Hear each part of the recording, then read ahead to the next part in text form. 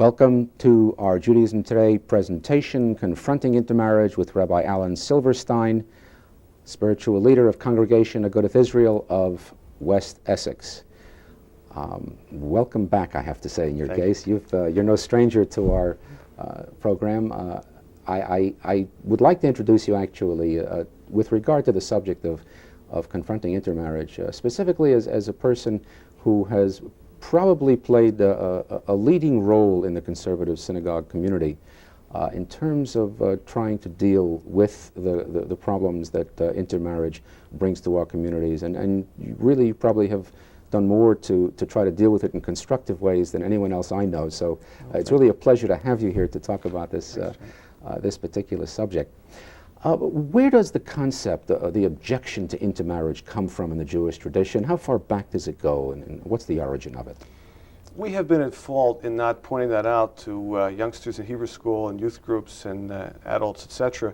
It goes all the way back to the Bible. It's very clear in the book of Deuteronomy where the Torah stipulates that lo titchatem bam, that the Jewish people in the land of Israel shouldn't be intermarrying with their neighbors. And the reason it says is ki asir et bincha. Intermarriage will ultimately remove the intermarrying sons and daughters, and certainly the grandchildren, from commitment to the Jewish community. And this is reiterated in other parts of the Bible. It's followed up in the Talmud, in codes throughout the Middle Ages, all the major codes, Mishnah Torah, Shulchan Aruch, and contemporary commentators. So it's a mainstream position. One response that we very often get is that, well, isn't it bigotry or isn't it prejudice against other people or outsiders? Is there anything to that? Well, people say, is it not bigotry, and doesn't it seem to run against the American values of everybody being unified as one? But American values teach not just melting pot, which really means to learn the language and to be able to function, but also cultural pluralism. We are a mosaic society, mosaic of different ethnic and religious and cultural groups. What makes us a great society is the ability to be authentic within our traditions and mutually respectful one with the other. Judaism teaches universal values of being gracious and hospitable and friendly and caring towards non-Jewish people whom we respect. And we hope that they'll set up quality Catholic and Protestant homes, and that we will marry Jews and set up quality Jewish homes. How would you compare this, and I know this can be delicate, but how would you compare this, say, to how Christians view Jews? Well, Christians throughout the Middle Ages, oftentimes for a variety of different reasons, had attitudes that could be described as anti-Jewish. Jews were charged with deicide, the killing of God. Jews were charged with various types of crimes that were associated with the devil, the demonic. There's none of that in Judaism towards Christianity. Christianity is viewed as a valid path for Christians to take towards God, but it is not something that we show disrespect for by blurring the lines between Judaism and Christianity.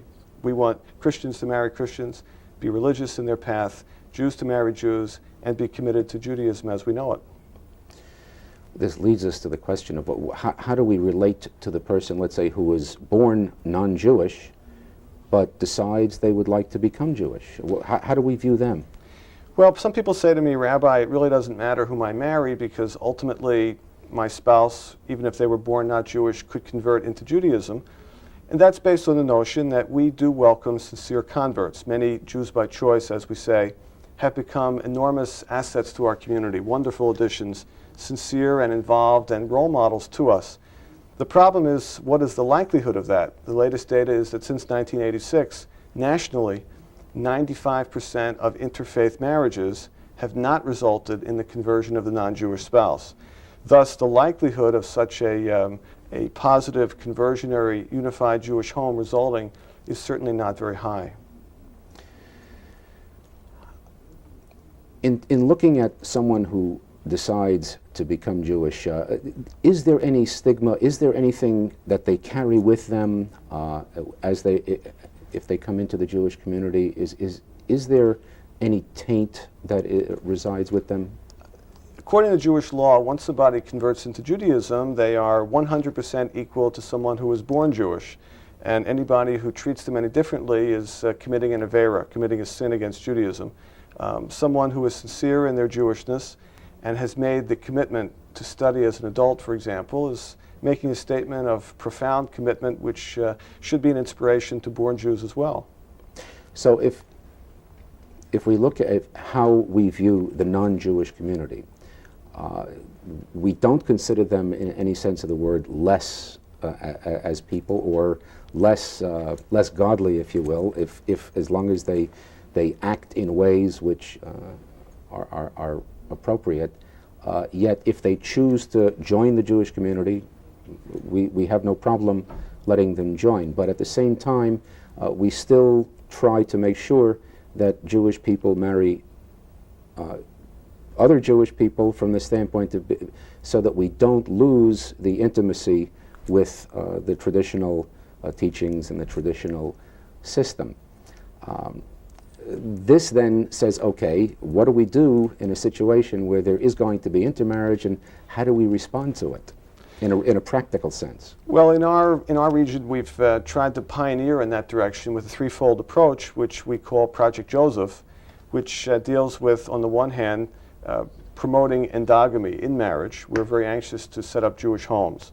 Secondly, where two people in an open society meet and fall in love from different religious backgrounds, we are very open and welcoming to conversionary marriages, and we encourage that. We have a regional conversion school. We have individual rabbis who teach people, and we're very anxious to integrate such people into Jewish life. And where conversion is not in the offing, we do have efforts to provide the opportunity for a Jewish person and their non-Jewish spouse to interact with synagogue life and to interact with Jewish religion within the parameters of traditional Judaism, in the hope and prayer that their children will be raised as Jews, and that indeed the warnings of the Torah and other sources that Jewish continuity will be imperiled will not come to pass. Do we have any indication, studies that give us some indication of what happens to marriages that are intermarriages? Well, people say, Rabbi, if my spouse doesn't convert, at least I know my kids will be Jewish kids. The latest data shows that 72% of mixed married households in the United States are not raising their children as Jewish children. That gives us pause, great concern. Similarly, it shows that the Jewish partners who assume that their Jewishness will not be imperiled, in not all cases certainly, but in many cases throughout the United States, are either choosing to become nothing, it's safer to be no religion, or they're choosing to be involved with perhaps other religions. There are 200,000 people who have converted out of Judaism, as well as there are people whose whole relationship to Jewish life has been weakened. So we're concerned about that. What happens to intermarriages in general, aside from the issue of raising the children Jewishly? Well, people often ask the question as well, won't I at least have a wonderful marriage per se? And indeed, there clearly are intermarried couples who have wonderful marriages, and we wish them well. We are concerned pastorally. I mean, as a rabbi, I deal with people who go through marital problems. The rate of divorce among two Jews is much higher than ever before, probably in the 15 to 20% range. The rate of divorce between people of different religious backgrounds, Jew and a Christian, is in the 40 to 50% range, very high percentage. And time bombs, as the literature says, often go off, where at parts in the life cycle or challenges, all kinds of submerged, undiscussed religious and ideological issues come to the surface, thereby causing great anxiety and internal problems in the marriage. Let's say we have an intermarried couple in the community, and there's some attempt to actually come to the synagogue. How do we relate to them? How do we respond to their situation? Well, in our tradition, a Jewish person should always be welcome to come to synagogue life, and I would certainly encourage synagogues to be open to having any Jewish person come.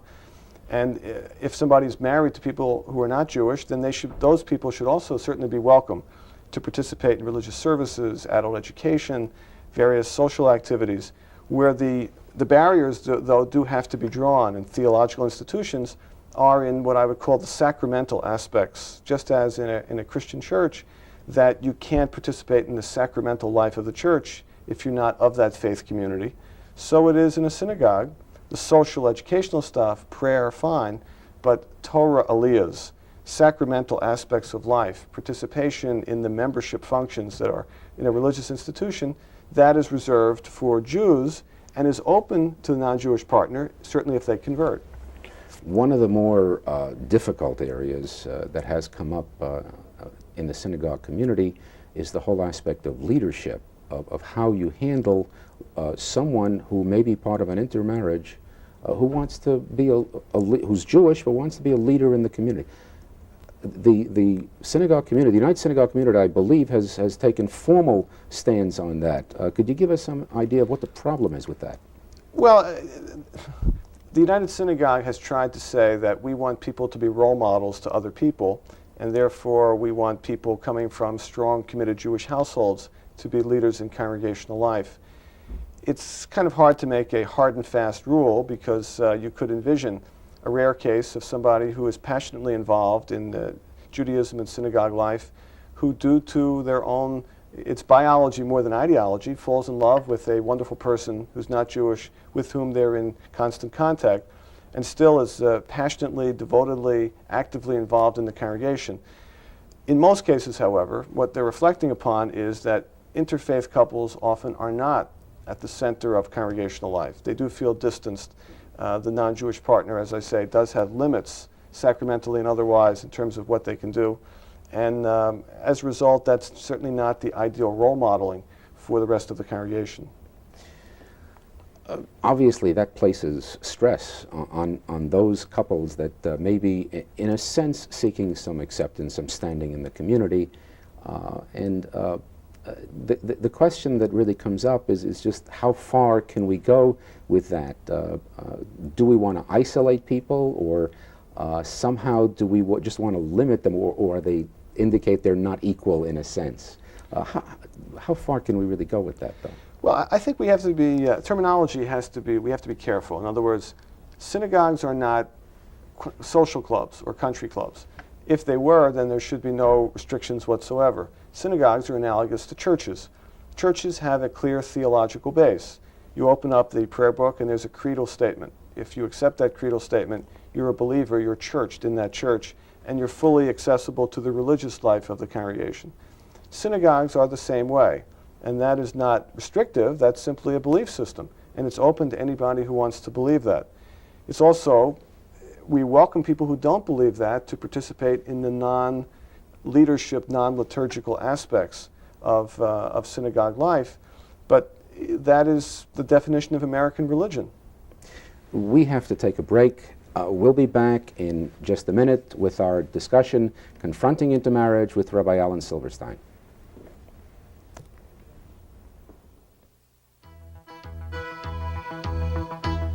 I'm Stephanie Lamada, and I have multiple sclerosis, a chronic disorder which can short-circuit the central nervous system. When I was little, I was terribly shy and timid, but my dad Jake would encourage me and tell me to keep punching and that I'd be a winner like him someday. When MS left me blind and paralyzed at 21, I kept repeating those words and refused to stay down for the count. Now I'm in remission and hitting as hard as my dad, while teaching others to use boxing strategies to stay fit. My future is uncertain, but my determination to be a winner is not. Whether standing or sitting, I'll pursue my career as an actress and my life as a loving wife. Each week, some 200 adults learn they have MS. As yet, there is no cure, no way to prevent it, but there is hope through research and services funded by the National Multiple Sclerosis Society. For information, call your local MS chapter or 1-800-624-8236. Welcome back to our discussion, Confronting Intermarriage with Rabbi Alan Silverstein. One of the questions that people do raise, they say many of the religions that we're really talking about have values that are in common. In fact, most of what we talk about in the various faiths seems to be in common. Why is it necessary to draw distinctions? How do we explain to people why we feel, and we do feel strongly about it because it comes out anytime you have a discussion of this type. Why do we feel so strongly about maintaining these separations, these differences? Well, sometimes people who are considering intermarriage will say to me, Rabbi, what difference does it make if I'm Jewish or Christian or my family is raised as such? After all religions, they say, believe in God and being a good person. And that's true. There are commonalities between authentic religions. However, for example, Judaism and Christianity are mutually respectful by being different and really separate. We have, for example, different theologies. You can't believe the Messiah has come and also believe the Messiah has not come. You cannot believe that the human race at birth is tainted by original sin and has to be cleansed of that problem, or as Jews believe, we reject the idea of original sin and believe that you are born pure. You can't believe that birth begins at conception if you also believe that life doesn't begin until the time of birth. Ritual life cycles, when a baby is born, a bris, ritual circumcision, that means a covenant with God through the Jewish people throughout the ages, is not the same as a baptism, which means that the waters of baptism are transmuted into the wood of the cross so that the baby is cleansed of original sin through Jesus' life. I mean, these are fundamentally different systems, and we deal with different ways of looking at questions, every question under the rainbow, from living wills to abortion, from birth control to surrogate motherhood. And we are respectful of one another, but the religions really have to be mutually respectful by being separate and distinct. One of the things that perhaps if we can focus on it is what is it that we feel is at stake if we were to give up these distinctions? What do we lose if we give up those distinctions? Well, the way it's phrased to me often is, Rabbi, what difference does it matter if I'm Jewish or not? Why be Jewish at all? And I would say there are 5 reasons, in essence, that, number one, we owe it to God. We have a relationship of 3,500 years with God.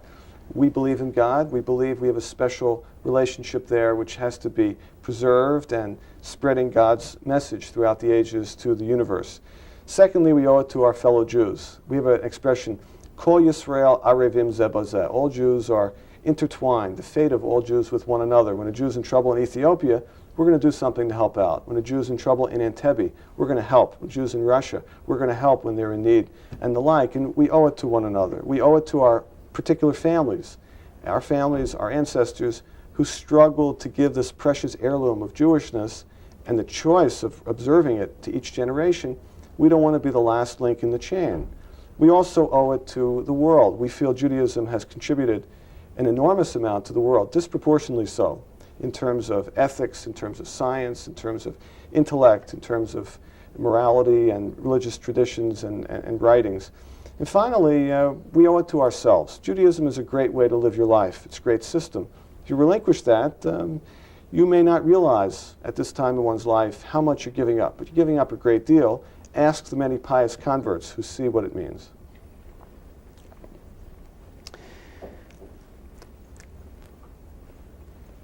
Looking at the trends, the statistics, we in fact, there were some recent statistics that came out in terms of the trends of intermarriage. What do you feel realistically lies in the future for the American Jewish community? Well, the pessimists, or the people who interpret the recent data in the most negative light, say, look, Rabbi, 52% of Jews nationally are intermarrying, and the number is going to grow to 75%, 90%, and pretty soon American Jewry will be gone. The battle of stopping intermarriage is over, and the most that we can do is kind of change our attitude towards intermarriage and hope that by redefining the terms, we'll define intermarriage and outreach to it as a means of successful integration into society. I don't look at it quite that way. I think the demographics should be looked at more carefully. Number one, that 52% figure includes 90% of the children of the intermarried are intermarrying. So among households of 2 Jewish parents, conversionary or born Jewish parents, the number is considerably less than 52%. And then, of that number, the unaffiliated are intermarrying at a much higher rate than the synagogue affiliated, be it Reformed, Conservative, or Orthodox affiliation. So if you look at adults raised in homes of 2 Jewish parents affiliated with the synagogue, the intermarriage rate is probably somewhere in the 20% range.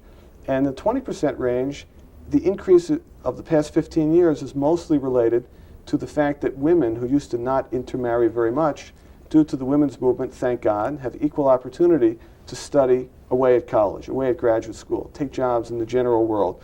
So now they are intermarrying at the same rate as men. For all these reasons, I don't see the trends as having been so radically different than they were 15 years ago.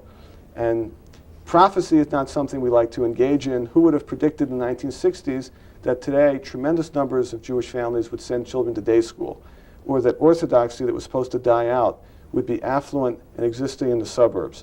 So I think that... or that large numbers of Russians would attach themselves to the Jewish community. Or that hundreds of thousands of Russians would be attaching themselves to the Jewish community. So I don't want to predict. I can only say, let's not despair. We have to give chizuk, strength, to those who are in marrying. We have to be welcoming to those who have intermarried, who still are interested. Now that we've said all these things about what's wrong with intermarriage and why it concerns us so, as I indicated before, that you're one of the people really who's played a leading role in reaching out to intermarried couples. Why do you do that? If it's so wrong, why do you do that? Well, wrong is, in our tradition, there's a difference between lahatchila and b'diavad. We advise people to marry Jews. We want them to set up Jewish homes. We think that's fantastic. It's a great way to live your life. It's the right thing to do. We recognize, as I said, that oftentimes, not on the basis of ideology, but biology, people are going to fall in love. Doesn't mean they're bad people. Doesn't mean they're intentionally rejecting their parents or the community or God. And we're there for them. We're there after the fact to help people retain commitment to Jewishness within an authentic setting if they are open to that. And we want to be there for them to give education Jewishly to themselves, to their children, to their non-Jewish spouses. The door is always open for some further involvement in Jewish life, potential conversion, enhancing of their Jewish commitments. So this is a multifaceted approach, which is what Project Joseph that I described earlier is really promulgating. The idea, some people will remember that at least in some families, the response of parents when a child marries out of the faith is to say Kaddish, is to actually consider them as if they had died. That doesn't sound the same thing as that you're talking about. Well, I don't like to stand in judgment of individual families, and individual families may, for their own reasons and the intensity of their own commitments, may make judgments that are appropriate to their own setting. I would not counsel that as an approach. I would counsel to parents that would be one extreme. The other extreme is, I don't want to lose my child, and therefore I will no longer make any statements about my feelings that having the non-Jewish spouse convert would be meaningful to me. Having the children raised as Jews would be critical to me. I think that we need a balance, that parents have to continue to be willing to have friendly, respectful, open lines of communication with their children. On the other hand, they can't give up the parental responsibility, v'shinantam levanecha, to say what's on your mind, what you stand for. The adult child will now make a decision on their own, but your values should continue to be stated, and I believe over time will have an impact as well. One of the things that I've seen is that situations change in families. I've seen situations where a child has intermarried, and then that marriage ends up for one reason or another not surviving, and then you have the child back in your family again, and you have to try to rebuild somehow. And depending on how you can relate to each other, can make a big difference in what happens in the future. There's no question that you're dealing with highly volatile situations. Divorce is very high, as I mentioned, in mixed married couples. But just in general, I don't think that cutting off the lines of communication is the best approach. On the other hand, as I said, lines of communication mean legitimate, honest sharing of values, which shouldn't stop simply because a non-Jewish member of the family has come upon the scene. I guess we're talking about how to try to express the love that exists between a parent and a child, even if they do something that is very unpleasant, something that is in violation of our values, our traditions, our concepts. I guess what you're really suggesting is that we have to maintain a certain amount of self-control and to try to fulfill that relationship of love. We have to fulfill the relationship of love as well as the relationship of teaching. And we have to maintain both. There has to be a balance, and that balance, I think, is something that should be under all circumstances. Once again, the program has come to an end. As we've said before, you're no stranger here. You've been here before. And we do appreciate your coming back once again to help us with a very difficult subject. And we hope that in the long run, the work that you've been doing can have impact in the community, which can be very constructive, as difficult as it is. So yasher koach for the work that you do, and thank you very much for coming and joining us. Thanks for the invitation, Jay.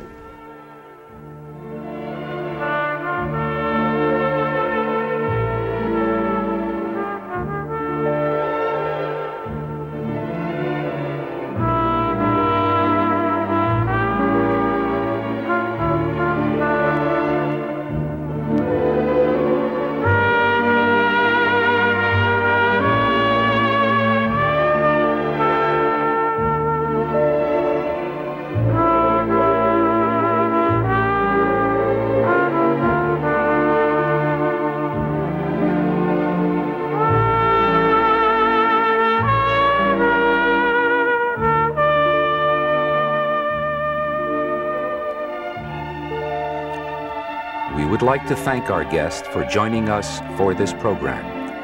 We hope you will tune in for our next program in the series, Judaism Today.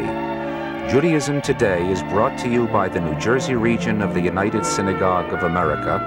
We welcome your comments and suggestions, and we invite you to write to us at the United Synagogue of America, Deerfield Road and Academy Terrace, Linden, New Jersey, 07036.